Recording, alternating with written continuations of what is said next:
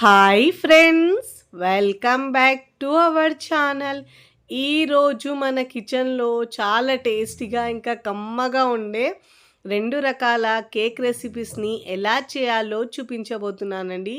ఇలా క్రిస్మస్కి లేదంటే పిల్లలకు స్నాక్స్గా లేదంటే న్యూ ఇయర్కి ఇలా చేసి పెట్టండి. చాలా తక్కువ ఖర్చుతోనే మనం ఈజీగా స్పాంజీగా చాలా టేస్టీగా ఉంటుందండి.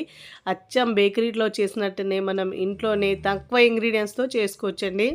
పిల్లలకు ఇలా స్నాక్స్లో చేసి పెట్టినా కూడా చాలా ఇష్టంగా తింటారండి. టేస్ట్ అయితే భలే ఉంటుందండి.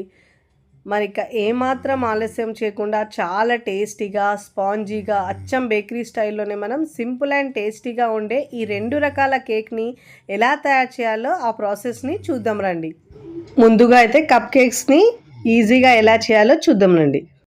ముందుగా ఇక్కడ నేను ఒక మిక్సింగ్ బౌల్ తీసుకొని దాంట్లో పిండి వేసుకోవాలండి. ఇక్కడ మైదా పిండి 1 కప్పు వేసుకొని ఇలా మనం కేక్ చేసినప్పుడు ఎప్పుడైనా ఇలా జల్లించి తీసుకోవాలండి. అప్పుడే మనకు కేక్ సాఫ్ట్గా స్పాంజీగా వస్తుంది.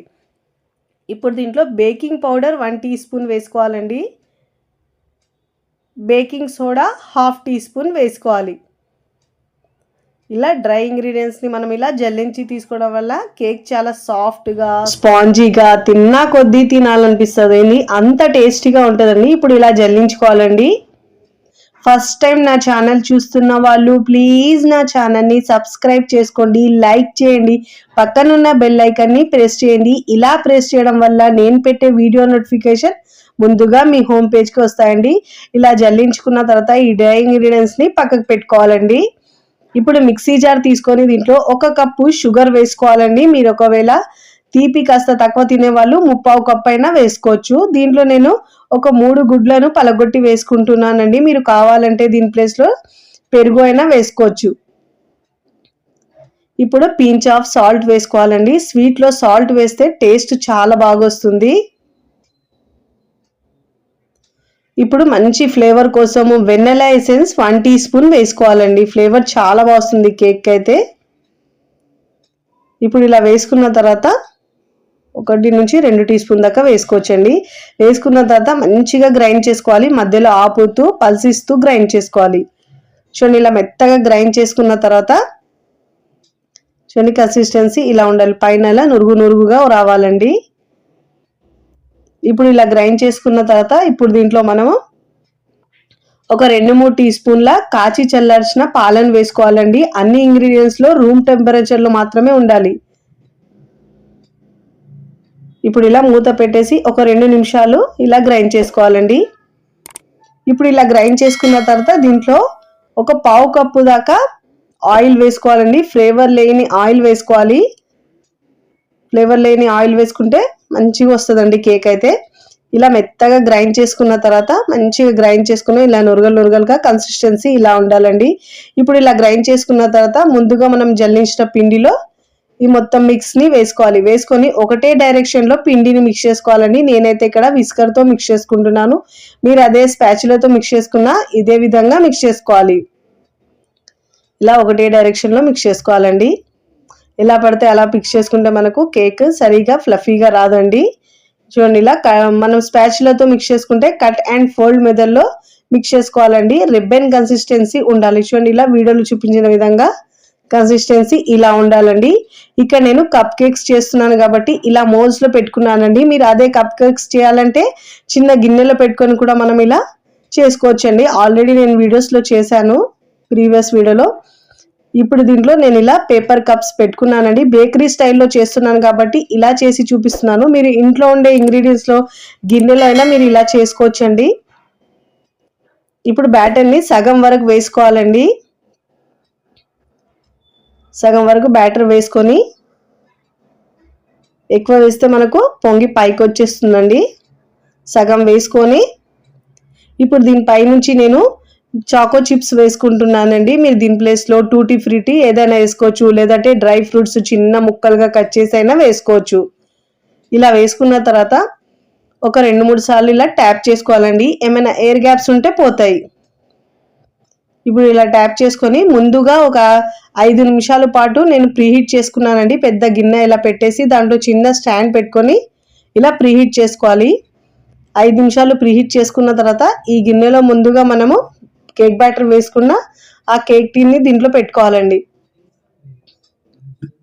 ఇలా పెట్టుకొని మనం 15 నుంచి 18 నిమిషాల వరకు బేక్ చేసుకోవాలండి. అంతకన్నా అవసరం ఉండదు దీనికి. ఇలా కప్ కేక్స్ పేపర్ పెట్టి మనం బేక్ చేస్తున్నాం కాబట్టి 15 నుంచి 18 నిమిషాల్లో బేక్ అయిపోతుందండి. మీరు అదే గిన్నెలో ఉంచుకొని మీరు బ్యాటర్ వేసుకుంటే ఒక 20 నిమిషాల పాటు మీడియం ఫ్లేమ్లో బేక్ చేసుకోవాలండి. చూడండి, నేను 15 నుంచి 18 నిమిషాల తర్వాత చూపిస్తున్నాను చూడండి.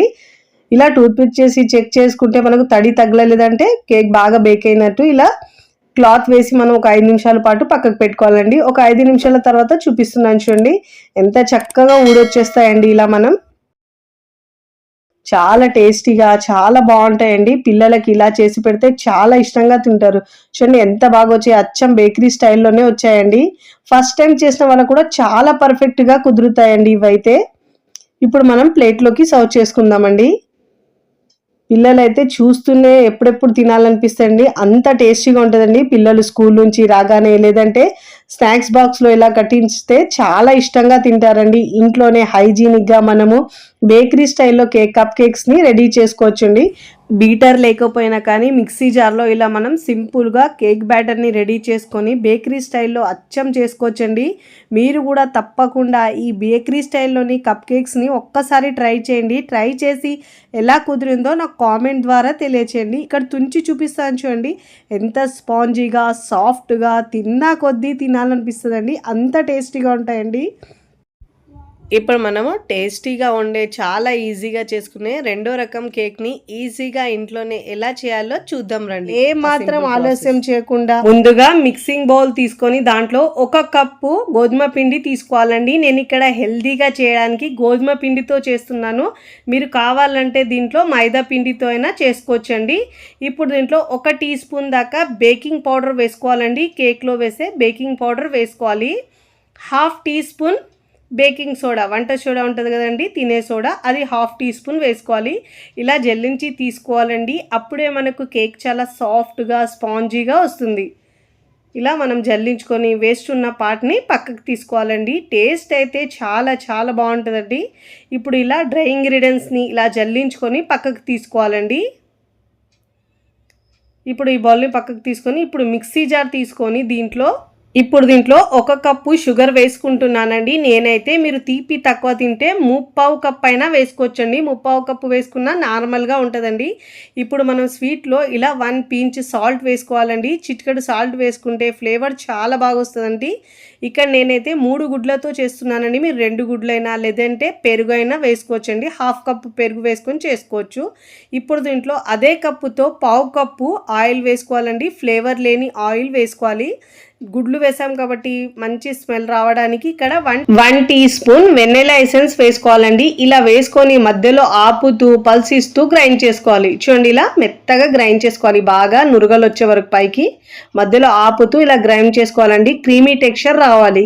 ఇప్పుడు ఇలా ఒకసారి గ్రైండ్ చేసుకున్న తర్వాత దీంట్లో 1 టేబుల్ స్పూన్ దాకా మిల్క్ వేసుకోవాలండి. కాచి చల్లార్చిన పాలను వేసుకొని మళ్ళీ ఇలా మధ్యలో ఆపుతూ గ్రైండ్ చేసుకోవాలండి. ఇలా గ్రైండ్ చేసుకొని చూపిస్తున్నాను చూడండి, ఎంత క్రీమీ టెక్స్చర్ వచ్చిందో.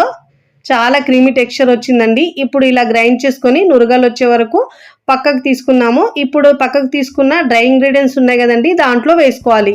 ఇలా వెట్ ఇంగ్రీడియంట్స్లో వేసుకోవాలండి. ఇలా వేసుకున్న తర్వాత మీరు కావాలంటే దీన్ని మనం విస్కర్తో లేదంటే స్పాచులతోనైనా మిక్స్ చేసుకోవచ్చండి. ఫస్ట్ టైం నా ఛానల్ చూస్తున్న వాళ్ళు ప్లీజ్ నా ఛానల్ని సబ్స్క్రైబ్ చేసుకోండి, లైక్ చేయండి, పక్కనున్న బెల్ ఐకాన్ని ప్రెస్ చేయండి.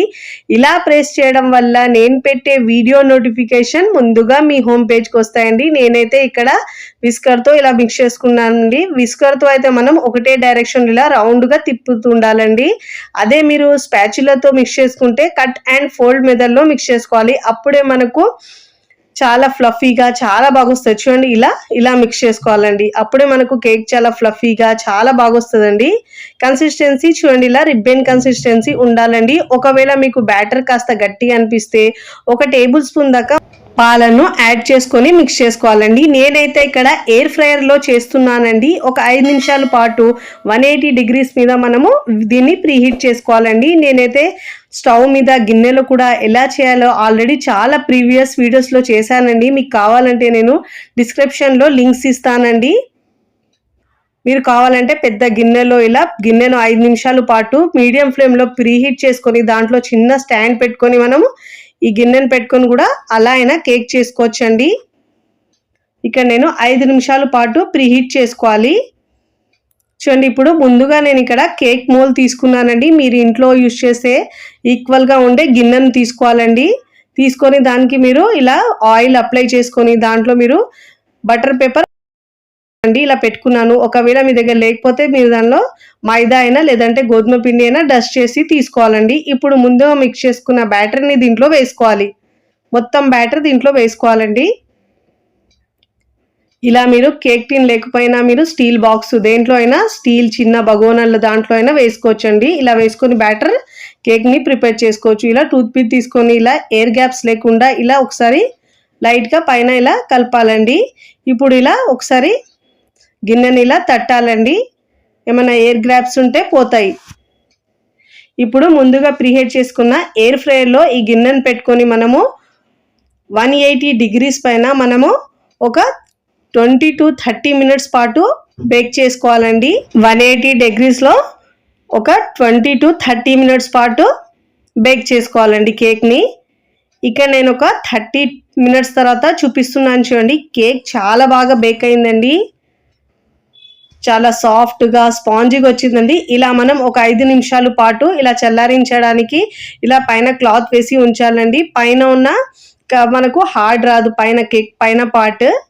ఇప్పుడు చల్లారిన తర్వాత ఇలా నైఫ్తో ఎడ్జెస్ని లూజ్ చేసుకోవాలండి. ఇప్పుడు పైన ప్లేట్ పెట్టుకొని టర్న్ చేసుకోవాలి. పైన ఒక 2 సార్లు ఇలా ట్యాప్ చేసుకోవాలండి. ఇలా ట్యాప్ చేసుకుంటే మనకు చాలా ఈజీగా ఉడొచ్చేస్తుందండి. కేక్ అయితే చాలా సింపుల్గా చేసుకోవచ్చండి. స్టవ్ మీద మీరు గిన్నెలో చేసినా కానీ ఇదే విధంగా వస్తుందండి. ఒక 20 to 30 minutes వరకు ఉడికించుకోవాలండి. స్టవ్ మీద చేస్తే మనము బేక్ చేసుకోవాలి. 20 to 30 minutes వరకు బేక్ చేసుకోవాలి. లేదంటే మీకు చాలా పచ్చిగా అనిపిస్తే ఒక 5 నిమిషాలు ఎక్కువ పెట్టినా సరిపోతుంది. స్టవ్ మీద అయితే చూడండి ఎంత స్పాంజీగా సాఫ్ట్గా చాలా బాగా వచ్చిందండి. అచ్చం బేకరీలో ఎలా ఉంటుందో అలానే మనం ఇంట్లోనే చేసుకోవచ్చండి. పిల్లలు స్కూల్ నుంచి రాగానే ఇలా చేసి పెట్టండి, చాలా ఇష్టంగా తింటారండి. మళ్ళీ మళ్ళీ కావాలంటారు. పిజ్జా బర్గర్లు కాకుండా ఇలా హెల్తీగా గోధుమ పిండితో కేక్ చేయండి. ఎంత స్పాంజీగా వచ్చిందో పిల్లలైతే మళ్ళీ మళ్ళీ కావాలని తింటారండి. 1కి 4 ముక్కలు తినేస్తారు, అంత బాగుంటాయండి. చూడండి ఎంత స్పాంజీగా వచ్చిందో, కట్ చేస్తూనే తెలుస్తుంది మీకు ఎంత స్పాంజీగా వచ్చిందో. చాలా సాఫ్ట్గా వచ్చిందండి. ఈ బేకరీ స్టైల్లో ఉండే సాఫ్ట్ స్పాంజీ కేక్ని మీరు కూడా ఇంట్లో తప్పకుండా ట్రై చేయండి. ట్రై చేసి ఎలా కుదిరిందో నాకు కామెంట్ ద్వారా తెలియచేయండి. చూడండి ఎంత సాఫ్ట్గా స్పాంజీగా సూపర్గా ఉందండి. తిన్నా కొద్దీ తినాలనిపిస్తుంది, అంత టేస్టీగా ఉంటుందండి. ఇక్కడ నేను బేకరీ స్టైల్లో ఉంటుంది కాబట్టి అలా ముక్కలుగా కట్ చేసి తీసుకుంటున్నానండి. మీరు కూడా ఈ క్రిస్మస్కి లేదంటే న్యూ ఇయర్కి ఇలా బర్త్డేలకి మనం ఈజీగా ఇంట్లోనే చాలా తక్కువ టైంలో రెడీ చేసుకోవచ్చండి. చాలా చాలా టేస్టీగా ఉంటుందండి. వీడియో నచ్చితే లైక్ చేయండి, ఫ్రెండ్స్ ఫ్యామిలీకి షేర్ చేయండి. మరికొన్ని టేస్టీ సింపుల్ క్విక్ రెసిపీస్ కోసం టీ కిచెన్ని సబ్స్క్రైబ్ చేసుకోండి. Thanks for watching.